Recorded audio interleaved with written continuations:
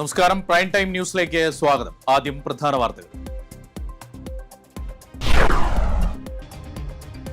ഒമാനിലെ എണ്ണ കയറ്റുമതി കേന്ദ്രത്തിന് നേരെ ഡ്രോൺ ആക്രമണം. സ്ഫോടനം നടന്നത് കടലിൽ നിന്നും കപ്പലുകളിലേക്ക് എണ്ണ നിറയ്ക്കുന്ന സംവിധാനത്തിന് സമീപം. ടെർമിനൽ പ്രവർത്തനം പുനരാരംഭിച്ചുവെന്ന് ഒമാൻ. 1-ാം തീയതി ശമ്പളം നൽകണമെന്ന നിയമത്തിൽ നിർണായക മാറ്റം വരുത്തി UAE. ശമ്പള വിതരണത്തിൽ വീഴ്ചയുണ്ടായാൽ കമ്പനികൾക്ക് സാവകാശം നൽകും. ശമ്പളം വൈകിപ്പിക്കുന്ന കമ്പനികൾക്ക് പിഴവുകൾ തിരുത്താനും അവസരം. ചെറുകിട ഇടത്തരം സംരംഭകർക്കായി പുതിയ ഡിജിറ്റൽ പ്ലാറ്റ്ഫോം അവതരിപ്പിച്ച് ദുബായ്. ഇതുവഴി ഒരു കമ്പനിക്ക് ലാഭിക്കാനാവുക 80,000-ഓളം ദിർഹം. പദ്ധതി പ്രഖ്യാപിച്ചത് TET. ഹോർമൂസ് പ്രതിസന്ധി മറികടക്കാൻ UAEയുടെ ബദൽ പാതയുടെ വികസനം ദ്രുതഗതിയിൽ. ഫുജൈറ വഴി ഒമാൻ കടലിലേക്ക് നേരിട്ട് എണ്ണ എത്തിക്കാൻ നീക്കം. മേഖലയ്ക്ക് സമാധാനം. വിശദമായ വാർത്തകളിലേക്ക്. ഒമാനിലെ പ്രധാന എണ്ണ കയറ്റുമതി കേന്ദ്രമായ മിനാൽ ഫഹാൽ ടെർമിനലിൽ സ്ഫോടനം. ഡ്രോൺ ആക്രമണമാണ് സ്ഫോടനത്തിന് കാരണമെന്നാണ് പ്രാഥമിക നിഗമനം. അതേസമയം സ്ഫോടനം നടന്ന ടെർമിനലിന്റെ പ്രവർത്തനങ്ങൾ സാധാരണ നിലയിലാണെന്ന് ഒമാൻ പെട്രോളിയം ഡെവലപ്മെന്റ് അറിയിച്ചു. ഒമാന്റെ ഏറ്റവും പ്രധാന എണ്ണ ടെർമിനലുകളിലൊന്നായ മിനാൽ ഫഹൽ ടെർമിനലിന് സമീപമാണ് വൻ സ്ഫോടനമുണ്ടായത്. സ്ഫോടനത്തെ തുടർന്ന് ടെർമിനലിൽ നിന്നുള്ള അസംസ്കൃത എണ്ണ കയറ്റുമതിയും വിതരണവും താൽക്കാലികമായി ഒമാൻ നിർത്തിവച്ചിരുന്നു. എന്നാൽ ടെർമിനലിന്റെ പ്രവർത്തനം പുനരാരംഭിച്ചതായി ബ്ലൂംബെർഗ് റിപ്പോർട്ട് ചെയ്യുന്നുണ്ട്. കടലിൽ നിന്നും കപ്പലുകളിലേക്ക് എണ്ണ നിറയ്ക്കാൻ ഉപയോഗിക്കുന്ന സുപ്രധാന സംവിധാനമായ സിംഗിൾ ബോയ് മൂറിംഗ് ബെർത്തുകൾക്ക് സമീപമാണ് സ്ഫോടനം നടന്നത്. SBM-1, SBM-2 എന്നീ ബെർത്തുകൾക്കിടയിലാണ് സ്ഫോടനം നടന്നതെന്ന് അടുത്ത വൃത്തങ്ങൾ വ്യക്തമാക്കുന്നു. സ്ഫോടക വസ്തുക്കൾ നിറച്ച ഡ്രോൺ ഉപയോഗിച്ചുള്ള ആക്രമണമാണ് ഉണ്ടായതെന്നാണ് പ്രാഥമിക നിഗമനം. എന്നാൽ ഈ അട്ടിമറി നീക്കം കൃത്യമായി ഏത് സമയത്താണ് നടന്നതെന്ന കാര്യത്തിൽ ഔദ്യോഗിക സ്ഥിരീകരണമില്ല. എണ്ണ കൊണ്ടുപോകാനായി എത്തിയ നിരവധി സൂപ്പർ ടാങ്കറുകൾ തുറമുഖത്തിന് പുറത്ത് കടലിൽ നങ്കൂരമിട്ടിരിക്കുന്നതായി ഷിപ്പിംഗ് ഡേറ്റകളും വ്യക്തമാക്കുന്നുണ്ട്. ഈ കപ്പലുകൾക്ക് എണ്ണ നിറച്ചു നൽകാനാകാത്തത് ആഗോള ഇന്ധന വിപണിയിലും വിതരണ ശൃംഖലയിലും വലിയ പ്രതിസന്ധി ഉണ്ടാക്കിയേക്കാം. ഒമാൻ ഭരണകൂടവും സിവിൽ ഏവിയേഷൻ സുരക്ഷാ വിഭാഗങ്ങളും സാഹചര്യം വിലയിരുത്തുകയാണ്. News desk NTV. ഇറാനെതിരെ കടുത്ത പ്രതികരണവുമായി അമേരിക്കൻ പ്രസിഡന്റ് ഡൊണാൾഡ് ട്രംപ്. സൈനികരെ തൊട്ടാൽ പൂർണ്ണതോതിൽ യുദ്ധം ആരംഭിക്കുമെന്ന് ട്രംപ് വ്യക്തമാക്കി. സമ്പുഷ്ടീകരിച്ച യുറേനിയം ലഭിക്കാൻ ഇറാനുമായി കരാർ ആവശ്യമില്ല എന്നും ട്രംപ് പറയുന്നു.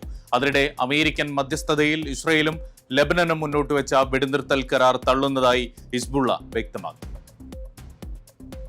അമേരിക്കൻ സൈനികർക്ക് നേരെ ആക്രമണമുണ്ടായാൽ ഇറാനെതിരെ വീണ്ടും പൂർണ്ണതോതിലുള്ള യുദ്ധം ആരംഭിക്കുമെന്നാണ് US പ്രസിഡന്റ് ഡൊണാൾഡ് ട്രംപിന്റെ ശക്തമായ മുന്നറിയിപ്പ്.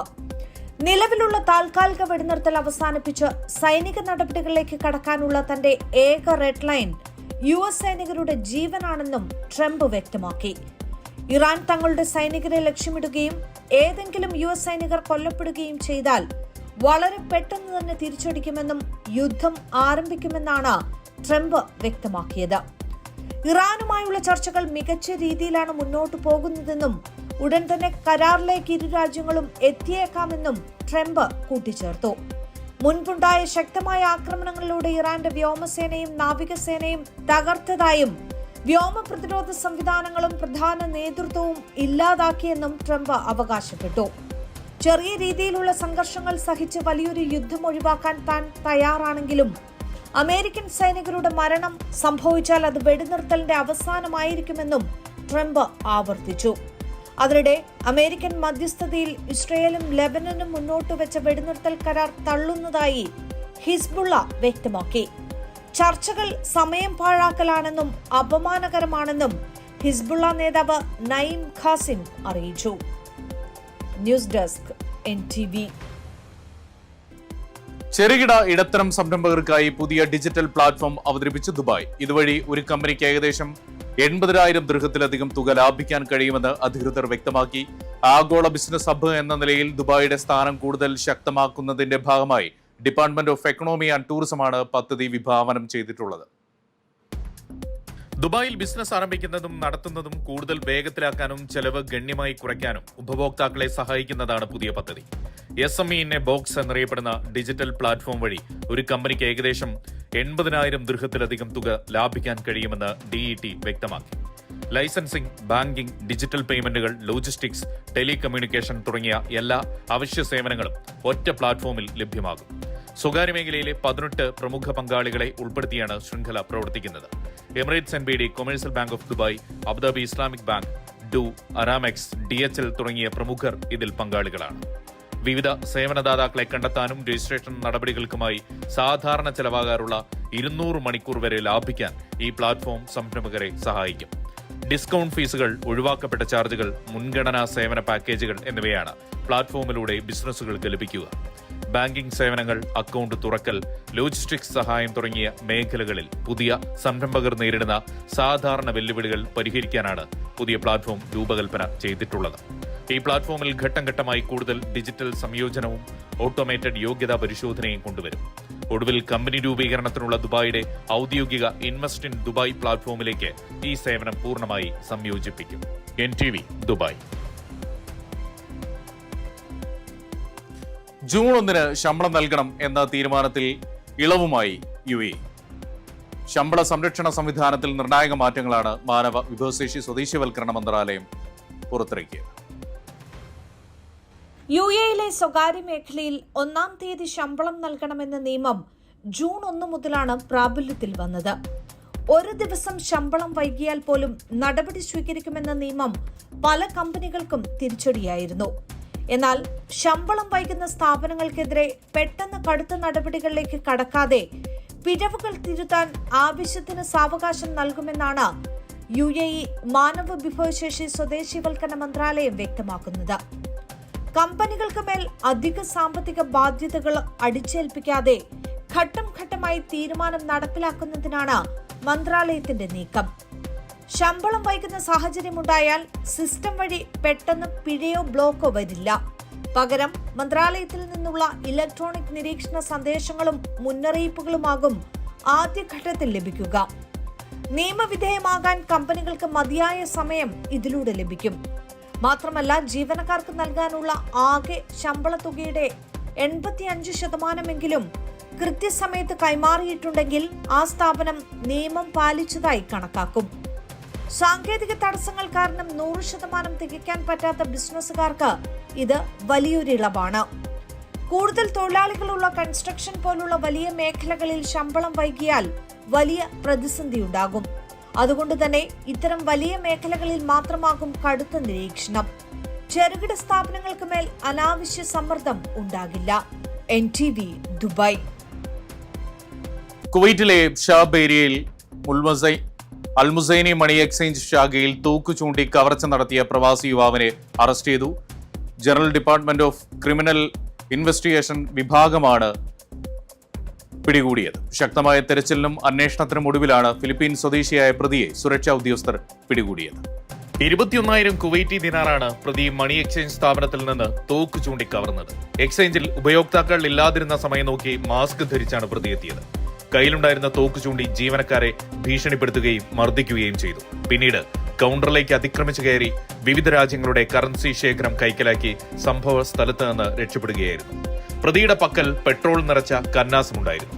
എന്നാൽ കവർച്ചയ്ക്കായി പ്രതി ഉപയോഗിച്ചത് വ്യാജ തോക്കാണെന്ന് പിന്നീട് നടത്തിയ പരിശോധനയിൽ വ്യക്തമായി. കവർച്ചയെക്കുറിച്ച് പരാതി ലഭിച്ച ഉടൻ തന്നെ സുരക്ഷാ ഉദ്യോഗസ്ഥർ സംഭവ സ്ഥലത്തെത്തി തെളിവുകൾ ശേഖരിച്ച് വിപുലമായ അന്വേഷണം ആരംഭിച്ചു. നൂതന സാങ്കേതിക വിദ്യകളുടെയും സുരക്ഷാ ഉപകരണങ്ങളുടെയും സഹായത്തോടെ നടത്തിയ ഊർജിതമായ നീക്കത്തിനൊടുവിലാണ് പ്രതിയെ വേഗത്തിൽ തിരിച്ചറിഞ്ഞ് അറസ്റ്റ് ചെയ്തത്. മോഷണം പോയ തുക മുഴുവനായും പ്രതിയുടെ പക്കൽ നിന്ന് അന്വേഷണ സംഘം വീണ്ടെടുത്തു.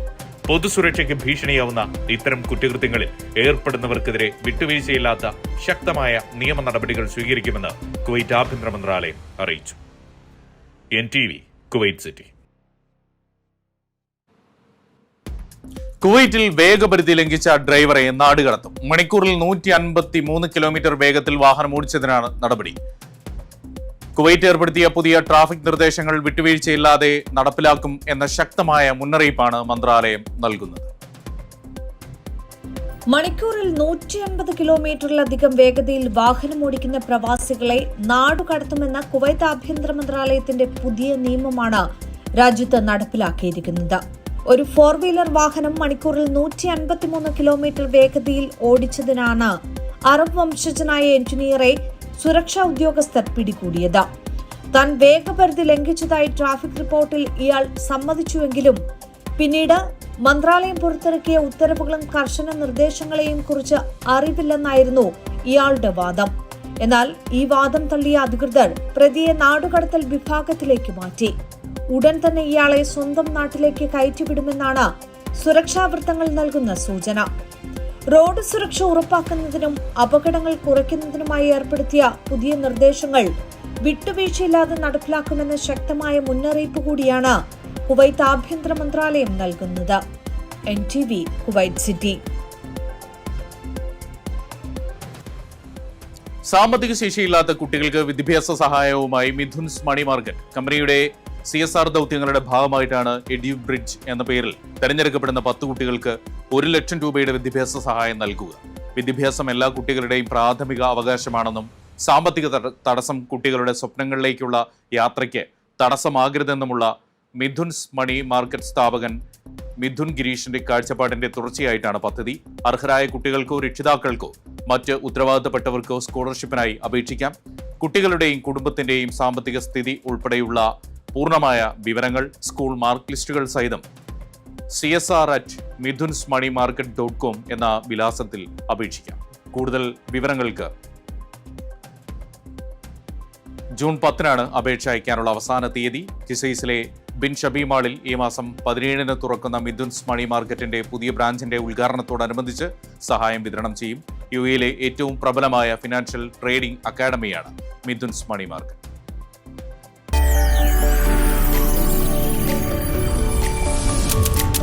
NTV UAE to the world.